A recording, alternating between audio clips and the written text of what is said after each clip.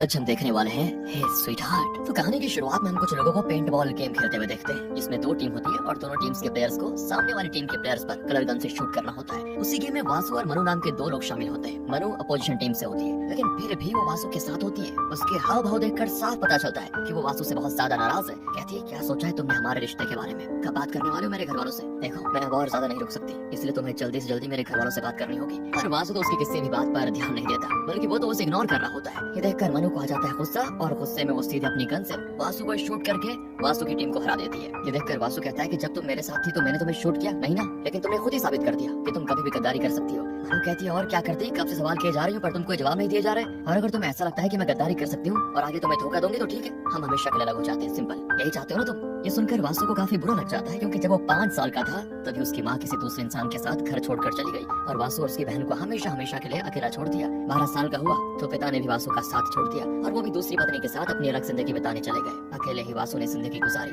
इसीलिए उसको हमेशा यही लगता है कि हर लड़की उसकी माँ की तरह ही होती है। जैसे उसकी माँ ने किसी दूसरे इंसान के लिए उसको छोड़ दिया, वैसे ही दुनिया की हर लड़की जहाँ उसे कोई अच्छा मिलेगा सब कुछ छोड़ छाड़ के उसके साथ चली जाएगी। इसीलिए दोस्तों वो शादी करने के नाम से डरता है। मनु कहती है कि देखो वासु, मेरे कहने का वो मतलब नहीं था, मैंने तो बस गुस्से में ही रिलेशनशिप खत्म करने के बारे में कह दिया, तुम प्लीज इस बात को दिल में मत लो। लेकिन वासु कहता है, तुमने ही रिलेशनशिप खत्म करने को कहा था ना, तो ठीक है, अब से हमारी मुलाकात कभी नहीं होगी, आज से हमारे रास्ते बिल्कुल अलग, बस कहकर वासु चला जाता है। अब हमें कुछ दिनों के बाद का सीन दिखाते हैं, जहाँ वासु का दोस्त सैंडी अपनी गर्लफ्रेंड पूजा के साथ घर पर होता है। वो दोनों एक साथ मजे करने वाले थे, लेकिन तभी मनु सैंडी को फोन करके कहती है, मुझे वासु से बात करनी है, कुछ बहुत ही जरूरी बात। उससे कहना है कि वो मुझे कॉल करे, कई बार फोन लगा चुकी हूँ लेकिन फोन नहीं उठा रहा। सुनकर सैंडी वासु से कहता है कि अबे फोन उठा ले, वरना मनु मेरा मूड खराब कर देगी यार। वासु का दिल तो नहीं चाह रहा होता है, लेकिन फिर भी वो फोन उठा लेता है। और जो दूसरी तरफ से मनु उसको बताती है ना, उससे उसके होश उड़ जाते हैं, क्योंकि वो वासु के बच्चे की माँ बनने वाली थी। वासु को तो सदमा लग जाता है कि ये नहीं हो सकता, 2 महीने से ज्यादा हो गया हम दोनों को अलग हुए, फिर ये बात अब कैसे सामने आ रही है? नहीं, ये बच्चा दुनिया में आ ही नहीं सकता। ऐसा हुआ तो मुझे मनु से शादी करनी पड़ेगी, जो कि मैं बिल्कुल नहीं चाहता। वो सैंडी से कहता है कि चल मनु के घर चलते हैं, कुछ जरूरी काम है। तो सैंडी कहता है कि देख भाई, मेरा कार्यक्रम अभी पूरा नहीं हुआ है, हम नहीं जा सकते। पर वासु उसको जबरदस्ती लेकर जाने लगता है। तो सैंडी पूजा से कहता है कि बेबी 10 मिनट इंतजार करना, पक्का 10 मिनट में वापस आ जाऊंगा। इतना कहकर वो वासु के साथ मनु के घर के लिए निकल जाता है। यहाँ जाते जाते वासु कहता है सैंडी से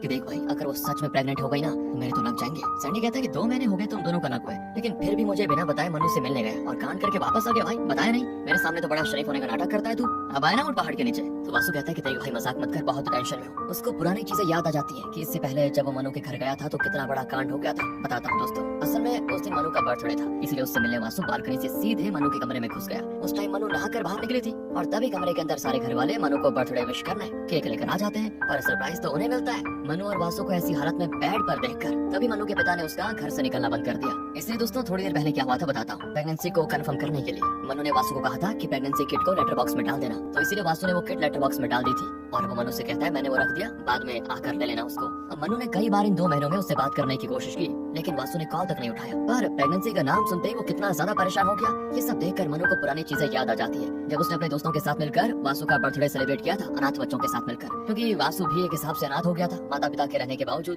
इसलिए उसे बहुत बुरा लगता है। तो मनु से कहता है कि तुम मेरा बर्थडे सेलिब्रेट करने के लिए इन अनाथ बच्चों को क्यों यहाँ पर लेकर आए? कभी उनसे पूछा उन्हें कैसे लगता होगा? उन्हें भी तो लगता होगा कि कोई उनका बर्थडे ऐसे सेलिब्रेट करे। उन बच्चों को तो ये तक नहीं पता होगा कि उनका बर्थडे कब आता है, और अगर पता भी होगा तो उनके बर्थडे पर उनके लिए केक ले जाने वाला कोई नहीं है। बच्चों को बुलाओ पर अपनी मर्जी से उनके लिए कुछ मत करो, बल्कि उनसे पूछो कि उन्हें क्या अच्छा लगता है, उन्हें क्या पसंद है। तब वो सभी अनाथ बच्चों से कहता है, आप लोग मुझे बताओ कि आपको क्या चाहिए, बर्थडे मेरा है लेकिन मैं आप सभी को गिफ्ट देना चाहता हूँ। तो वो सारे बच्चे जो जो चाहिए होता है वो सब लाकर बता देते हैं और वो भी लाकर उनको दे देता है। उसकी इसी सच्चाई को देखकर मनु उसकी दीवानी हो गई और वासु तो खुद भी चाहता था कि वो मनु के साथ रहे, लेकिन अब प्रॉब्लम है उसको शादी नहीं करनी, वरना उसके दिमाग में वही वाली बात बैठी हुई है कि कहीं मनु भी मुझे छोड़कर चली ना जाए। लेकिन मनु चाहती है कि वो दोनों जिंदगी की एक नई शुरुआत करें, जिसमें उसके भी घर वाले राजी हो जाएं। अगले सीन में मनु वासु को फोन करके कहती है किट ने कंफर्म कर दिया है कि मैं मां बनने वाली हूँ। सुनकर वासु की हालत खराब हो जाती है कि ऐसा कैसे हो सकता है, मैंने तो प्रोटेक्शन यूज किया था, फिर मेरी किस्मत कैसे फूटी निकली। मनु कहते हैं जो तुमने यूज किया था उसका डब्बा चेक करो, उसमें क्या लिखा है। तो वासु सैंडी के पास आता है और उसको चिल्लाते हुए कहता है कि प्रोटेक्शन लाने के लिए मैंने तुझे भेजा था ना, सस्ते के चक्कर में चाइना का माल लेकर आ गया क्या?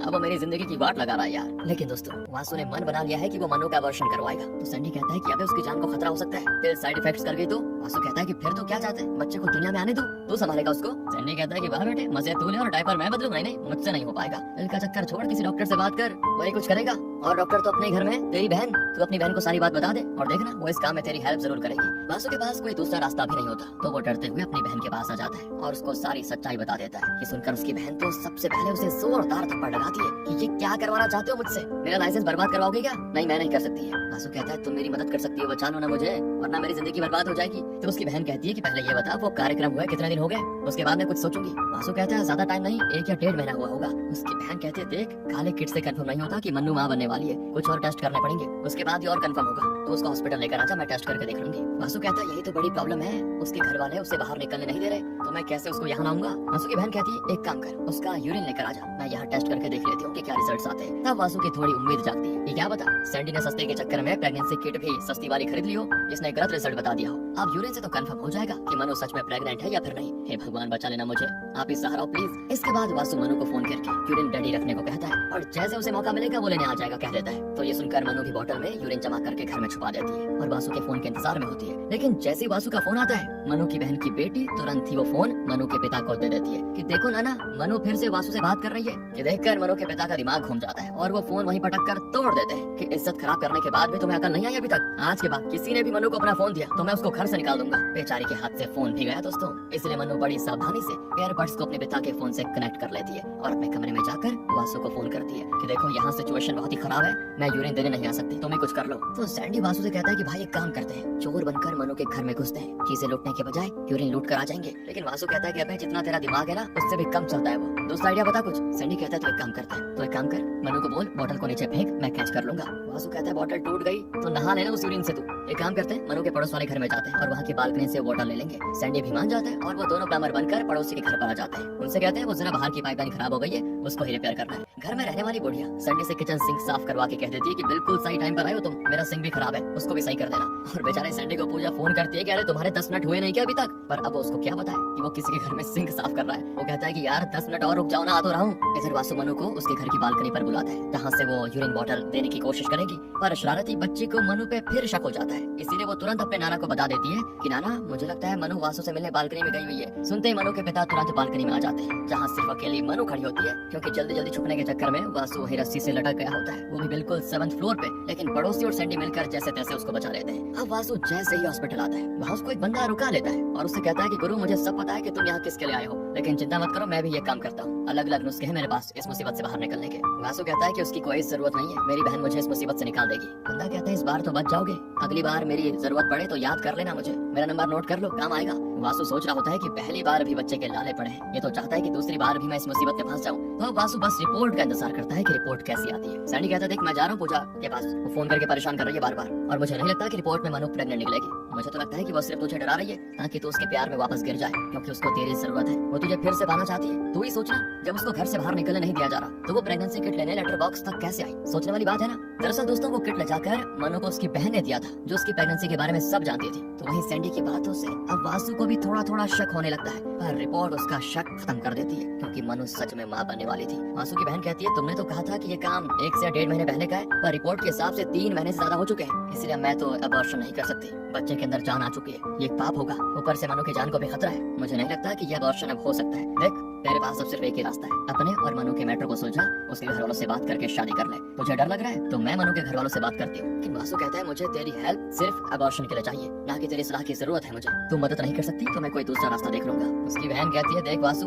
हर लड़की हमारी माँ जैसी नहीं होती कि वो दूसरे इंसान के लिए पहले को छोड़ दे, तो बात को समझने की कोशिश कर। लेकिन वासु कुछ भी सुनने को तैयार नहीं होता और गुस्से में चला जाता है। फिर वासु को पुरानी चीजें याद आ जाती है जब उन दोनों का रिलेशनशिप टूटा था, तो मनु ने उसको बहुत मनाने की कोशिश की, हजारों कॉल किए, लेकिन एक भी कॉल का जवाब नहीं दिया वासु ने। सारा दिन वो वासु के दरवाजे के बाहर खड़े होकर उससे कहती कि कम से कम एक बार मुझसे बात कर लो, जब मैंने तुमसे कहा कि मेरा वो मतलब नहीं था, मैं कभी ये रिलेशनशिप तोड़ना नहीं चाहती, मैंने कहा था ना तुम्हें। पर दोस्तों वासु उसके लिए दरवाजा तक नहीं खोलता और घंटों रोने के बाद मनु बेचारी चली जाती है। मनु का सपना था कि कभी भी उसका और वासु का बेबी होगा तो वो दोनों उसको बहुत ही अच्छी परवरिश देंगे, अच्छा इंसान बनेंगे। जो माता पिता का प्यार वासु को नहीं मिला वो प्यार मनु अपने बच्चे को देना चाहती थी, लेकिन वासु ने उसकी एक नहीं सुनी। जब करीब 1.5 महीने हो जाते हैं तो एक बार किसी शादी में वासु को मनु दिखाई देती है जो किसी दूसरे लड़के के साथ आई हुई थी, क्योंकि मनु के घर वाले दूसरे लड़के से उसकी शादी करवाना चाहते हैं और दोनों को मिलवाने के लिए बुलाया गया होता है। पर ये देखकर वासु उल्टा ही समझ लेता है कि अभी महीना भर नहीं हुआ रिलेशनशिप टूटे और इसने तो दूसरा लड़का भी बता लिया। बताओ सही समझा था मैंने इसको, ये मुझे जरूर बाद में धोखा देगी, बढ़िया हो मैंने पहले ही छोड़ दिया। तब मनु उससे कहती है बस बहुत हो गया, तुम हक खो चुके हो मेरे बारे में कुछ भी कहने का,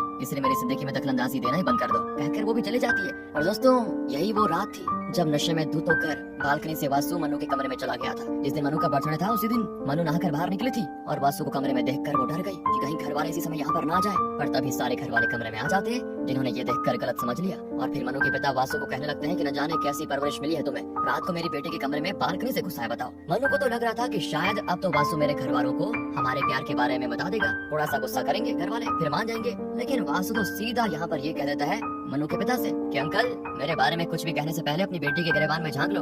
आज तो वैसा कुछ नहीं हुआ, लेकिन मैं आज से पहले भी कई बार यहाँ पर आ चुका हूँ और सारे कांड कर रखे हैं। मैं यहाँ अपनी मर्जी से नहीं आता, बल्कि तुम्हारी ही बेटी मुझे बुलाया करती थी। दूसरों की परवरिश पर सवाल उठाने से पहले ना खुद में झांक लो जरा तो बढ़िया होगा। सुनकर मनु का दिल टूट जाता है और वो सीधे वासु को थप्पड़ मारते हुए कहती है निकल जाओ यहाँ से और अब से कभी मुझे दिखना मत। इसके बाद तो मनु ने डिसाइड कर लिया था कि वो कभी भी वासु से बात नहीं करेगी। लेकिन जब प्रेग्नेंट होने के बारे में उसे पता चला तब मजबूरन उसे वासु से बात करनी पड़ी। इतना सब हो जाने के बाद भी मनु अब भी यही चाहती है कि भगवान करे वासु को एहसास हो जाए और वो मुझे मेरे बच्चे के साथ एक्सेप्ट कर ले। मेरे लिए इससे बढ़कर और कोई चीज नहीं होगी, क्योंकि मैं इस बच्चे को खोना नहीं चाहती। इधर वासु हॉस्पिटल में जो बंदा उसको मिला था ना, उसे फोन करके कहता है कि यार अब तू ही सहारा है, तू ही मदद कर दे मेरी। तो वो बंदा अच्छे खासे पैसे लेकर कुछ दवाइयाँ लिख देता है जिन्हें खिलाने पर एबॉर्शन हो सकता है। तो सैंडी वो सारी दवा भी खरीद लेता है ताकि वासु मनु को दे सके। अब रात को जब वासु अकेले घर पर बैठा होता है तो पड़ोस का बच्चा उसको लेजर लाइट मारते हुए कहता है अंकल जल्दी आइए, मेरी माँ बेहोश हो गई है, उनको मदद की सख्त जरूरत है। सुनकर वासु तुरंत ही पड़ोसी के घर पर आ जाता है जहाँ उस बच्चे की माँ जो की प्रेग्नेंट थी वो बेहोश पड़ी होती है क्योंकि उनकी डिलीवरी का टाइम हो गया था। लेकिन घर में किसी दूसरे के मौजूद न होने की वजह से वो कुछ कर नहीं पाई और बेहोश हो गई।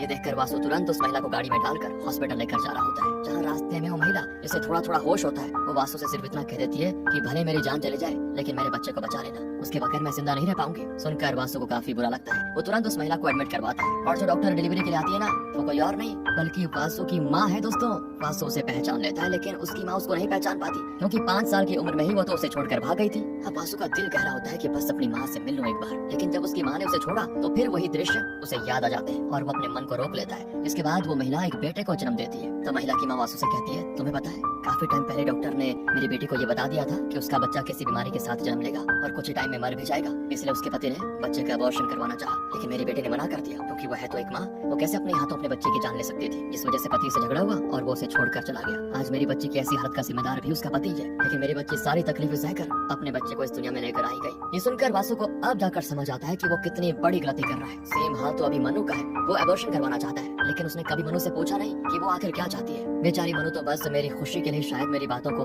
हाँ कर रही थी। अगर मैं मनु को छोड़ता हूँ तो उसका भी यही हाल होगा जो कि इस महिला का हुआ है। इसलिए वो हिम्मत करके मनु के घर जाता है ताकि उससे माफी मांग सके जो अभी तक उसने उसके साथ किया। घर के अंदर आते मनु के पिता उसको रोक लेते हैं कि तू यहाँ पर क्या करने आया रे, पर मनु अपने पिता से कहती है रहने दीजिए, वो अबॉर्शन की पिल्स लेकर आया है मेरे बच्चे को मारने के लिए। तो वासु कहता है कि नहीं मैं वो पिल नहीं लाया, मैं तुम दोनों को लेने आया हूँ, तुम्हें और हमारे बच्चे को। मनु कहती है कितना आसान लगता है तुम्हें, जो मन में आया कह दिया कि बच्चा नहीं चाहिए, और जब मन में आया तो रखने के लिए तैयार हो जाओ, कभी मुझसे पूछा ही नहीं कि मैं क्या चाहती हूँ। इतना कहकर वो खुद को कमरे में बंद कर लेती है। वासु दरवाजे के बाहर से उसको दरवाजा खोलने के लिए कहता है, पर तब उसको याद आता है कि सेम यही चीज तो मैंने मनु के साथ की थी। घंटों वो दरवाजे के बाहर रोती रही, मैं दरवाजा नहीं खुला पर वो कहता है कि मनु मुझे मेरी गलतियों का एहसास हो चुका है, बस एक बार मुझे एक्सेप्ट कर लो, मैं तुम दोनों को खुश रखूंगा। बेचारी मनु आज भी वासु से उतना ही प्यार करती है, इसीलिए वो दरवाजा खोल देती है। उसने वासु को माफ भी कर दिया होता है क्योंकि वासु दिल का बुरा नहीं है, बस अपनी माँ की वजह से वो हर लड़की पर शक करता है। लेकिन जब उसको समझ आया कि दुनिया में कुछ ऐसी भी माँ होती है जो अपने बच्चे के लिए किसी भी हद तक गुजर जाती है, वासु मनु के पिता और उसके परिवार वालों को मनाने की कोशिश करता है कि अंकल मुझे माफ कर दीजिए, वादा करता हूँ कि कभी भी मनु की आंखों में आंसू नहीं आने दूंगा।